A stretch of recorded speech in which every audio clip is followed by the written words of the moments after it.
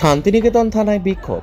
তপশিলি জাতি, উপজাতি, অনগ্রসর ও সংখ্যালঘু ফোরামের যৌথ মঞ্চ বোলপুর মহকুমা তথা বীরভূম জেলা জুড়ে আদিবাসী ও পিছিয়ে পড়া মানুষের পাশে থেকে নানান কাজ করে যাচ্ছে।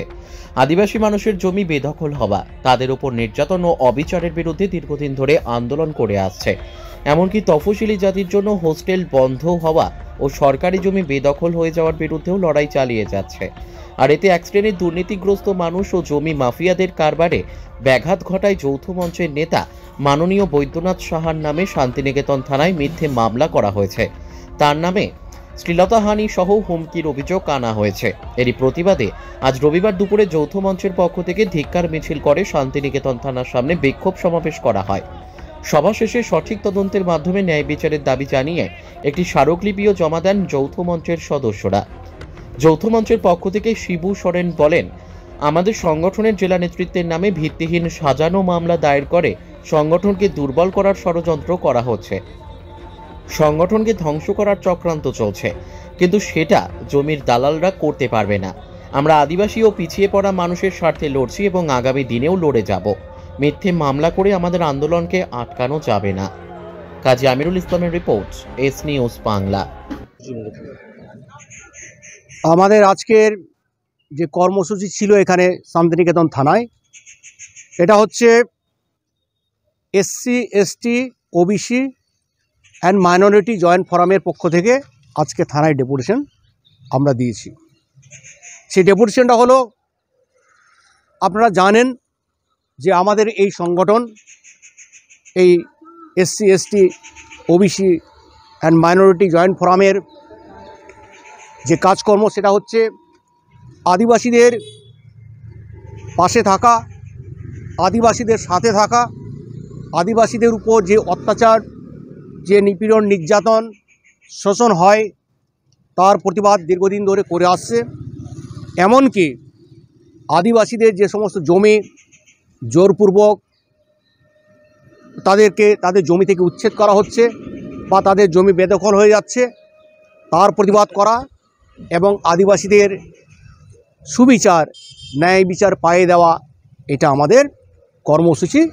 শুধু তাই নয়, আদিবাসীদের বিভিন্ন যে সমস্ত সামাজিক সংস্কার যেটা হয়তো আদিবাসী সমাজকে পিছিয়ে রাখছে, সেই সমস্ত বিষয় নিয়েও আমাদের সংগঠন কিন্তু অ্যাওয়ারনেস প্রোগ্রাম বিভিন্ন গ্রামে গ্রামে গিয়ে সেটা করে। শান্তিনিকেতন থানায় কি কর্মসূচি ছিল এবং কি দাবি? আজকের যে কর্মসূচি আমাদের যেটা ছিল, আমাদের সংগঠনের যে কেন্দ্রীয় নেতৃত্ব মাননীয় বৈদ্যনাথ সাহা মহাশয়, তার এগেনস্টে একটা শ্লীলতাহানি একটা অভিযোগ আনা হয়েছে।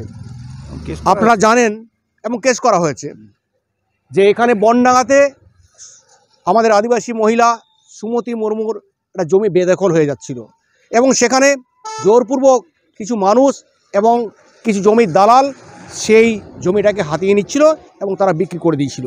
আমরা তার পাশে দাঁড়িয়েছিলাম, সুমতি মুর্মুর পাশে দাঁড়িয়েছিলাম এবং সেখানে আমরা তার প্রশাসনের সাহায্যে, মাননীয় মহকুমা শাসক, আমাদের জেলা প্রশাসন, তার সাহায্যে কিন্তু আমরা সেই জমি পুনরুদ্ধার করে দিয়েছি।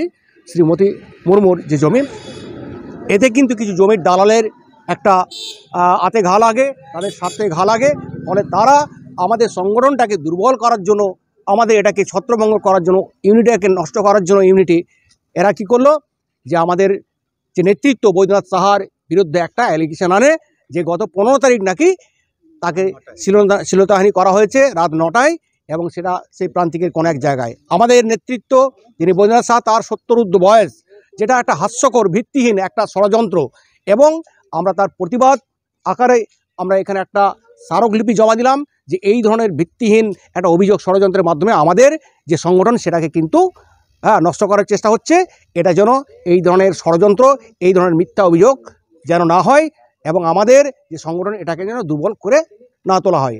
তা এইটার জন্য আমরা তার সাথে সাথে যারা এখানে আদিবাসীদের জমি বেদখল করছে জোরপূর্বক এবং আরও যে সমস্ত সরকারি ভেজল্যান্ড যেগুলো হয়তো অন্যরা হাতিয়ে নিচ্ছে, সেটার জন্য যাতে ব্যবস্থা নেওয়া হয় এবং এই যে আমাদের বৈদ্যনাথ সাহাকে যে এরকমভাবে একটা ভিত্তিহীন অভিযোগ করে তার এরকম অপমান করার চেষ্টা করা হয়েছে এবং তার মানহানির চেষ্টা হয়েছে, আমরা তার বিরুদ্ধে প্রতিবাদ। ষড়যন্ত্রের নেপথ্যে কারা রয়েছে বলে মনে করছেন? ষড়যন্ত্রের নেপথ্যে খুব পরিষ্কার আমাদের কাছে, সেই ষড়যন্ত্রটা হচ্ছে যে সমস্ত জায়গায় আদিবাসীদের জমি জোর করে ছিনিয়ে নিচ্ছে, যেমন আমাদের এখানে সোনাঝুরি এলাকায় কিছু রিসোর্ট হচ্ছে, কোপায়ের বিভিন্ন জায়গায় রিসোর্ট হচ্ছে, আমরা তার প্রতিবাদ করেছি।